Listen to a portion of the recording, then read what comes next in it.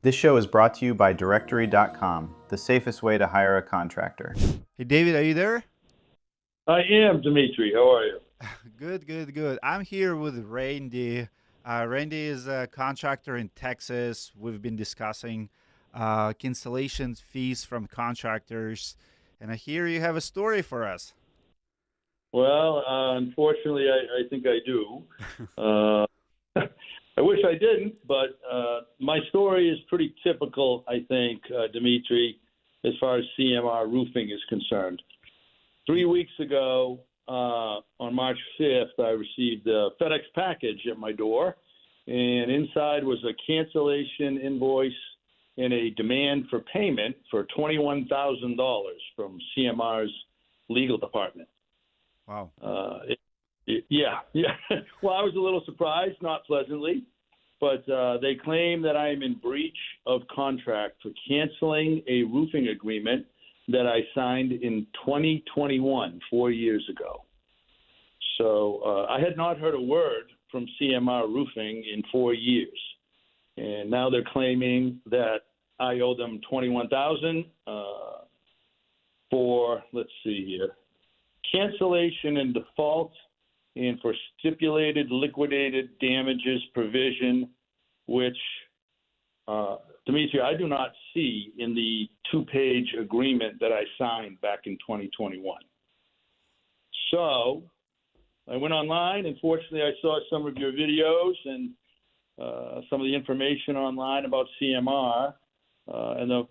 Quite frankly, I'm just repeating what I read on financial problems and litigation they're involved in, a lot of it with homeowners. So I'm hoping that you can perhaps provide me with some help and some guidance and advice here in this situation. Absolutely. Well, first of all, this is not a typical situation. I mean, 25% cancellation fees are not typical. Randy, is it typical in Texas? No, not at all. So what would you say typical cancellation fee for a roofing contractor? What you see around? Well, I'd say as a contractor for us, we actually don't ever want to bind a customer into something that they don't want to do because it never works out. But generally, you're going to see anywhere between 3 and 10%, and there has to be some really big circumstances for that to take place. I mean, the customer really has to be in breach of the contract. But yeah, that's our view of it. I see. David, give me a few more numbers. What was the total job amount? Because $21,000, it tells me that the job must be like, is it $80,000 total?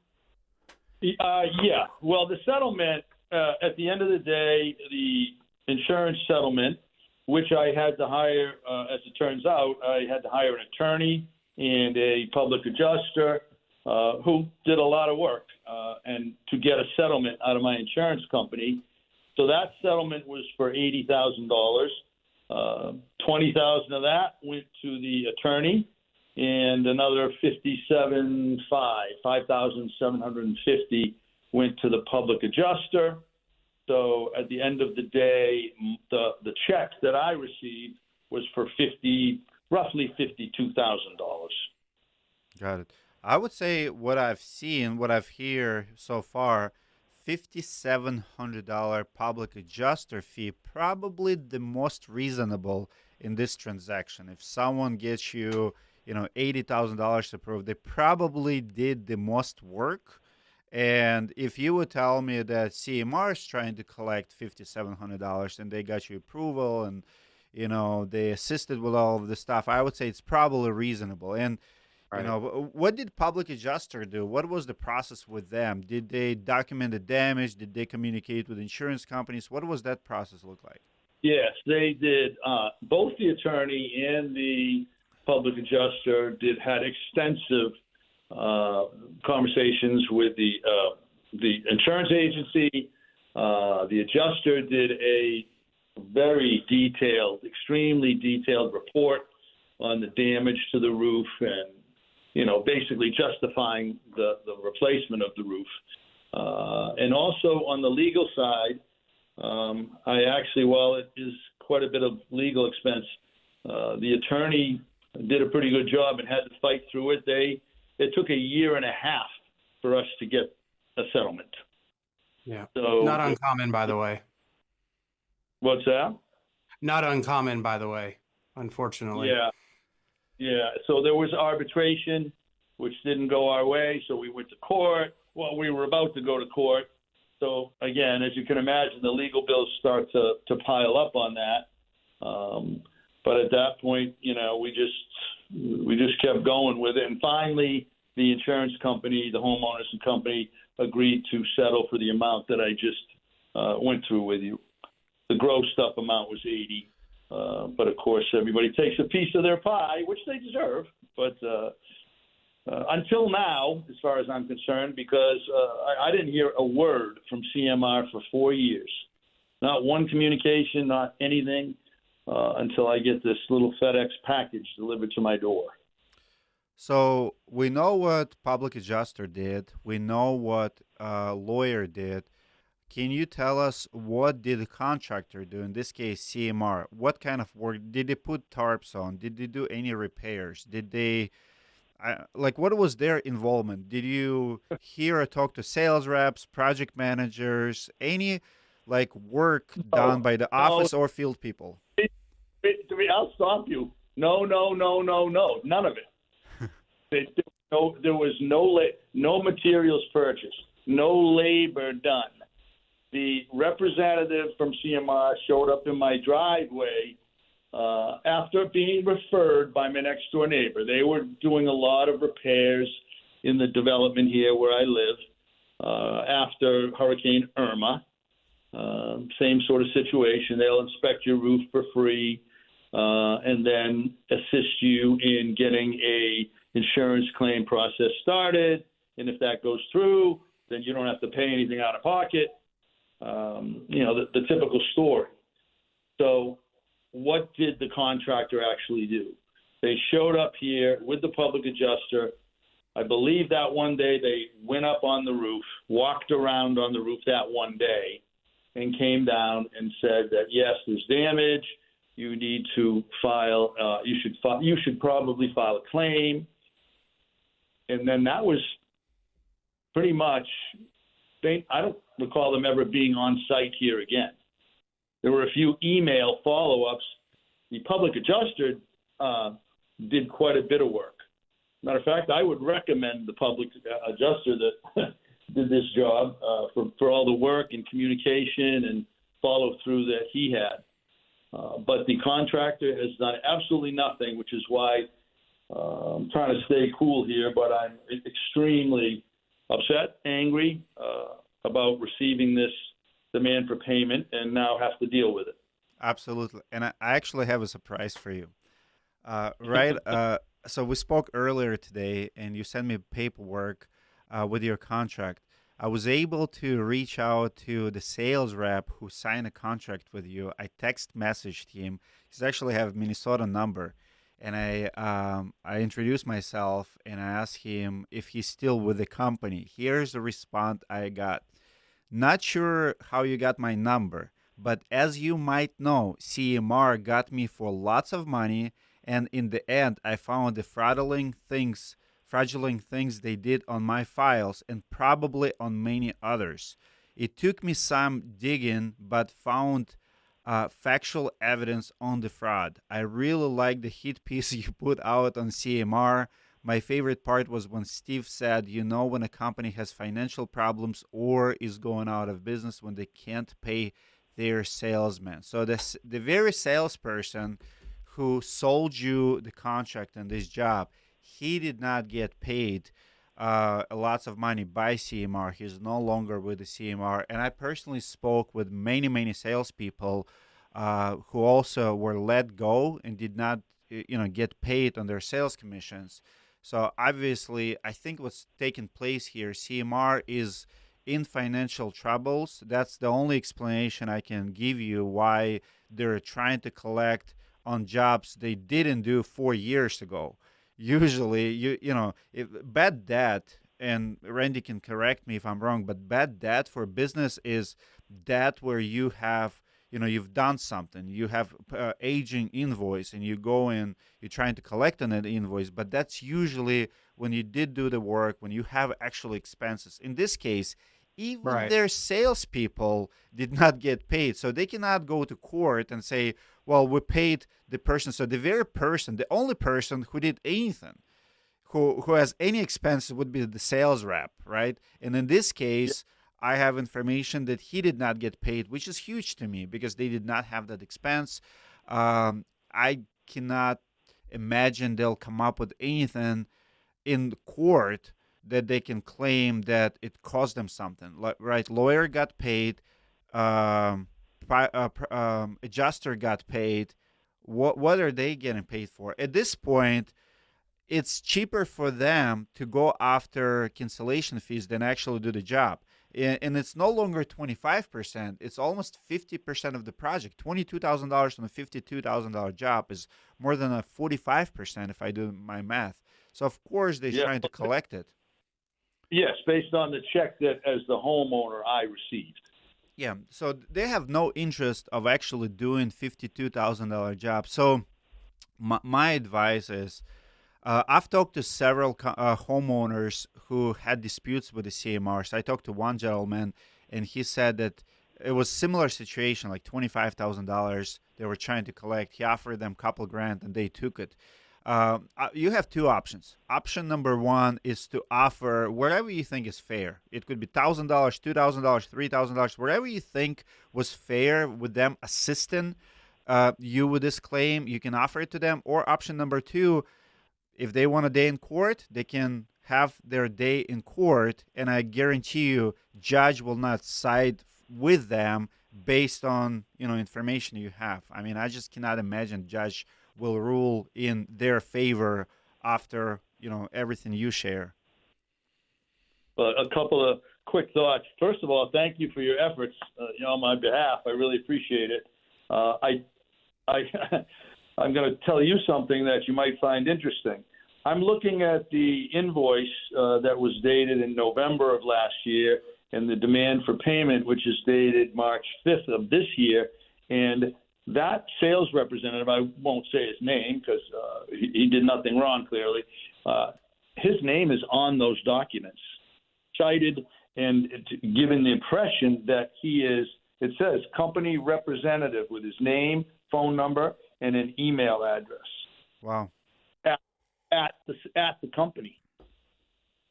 Very sad. So you may want to pass along to him that they are using his name on these types of documents that they're sending out to homeowners. And that was November last year? Yeah. So that was one of what started this whole problem. So there was a backdated, or I call it a backdated invoice for November 12th, 2024. And it's the same sales rep who originally sold the job in 2021? Yes, it is. Yep, I have his name. I included him on my response to their demand for payment, which required me to respond within 30 days if I was going to dispute it, which I did. And of course, I included him on my response. Wow. I'm not sure if I shared that with you, but his name is on there and his email's on it. Well, guess what? His email comes back as no longer viable, no longer existing. Because he started his own business in 2022. He's no longer with the company for the past couple of years. Well, I have these documents that were sent to me by the company using his name.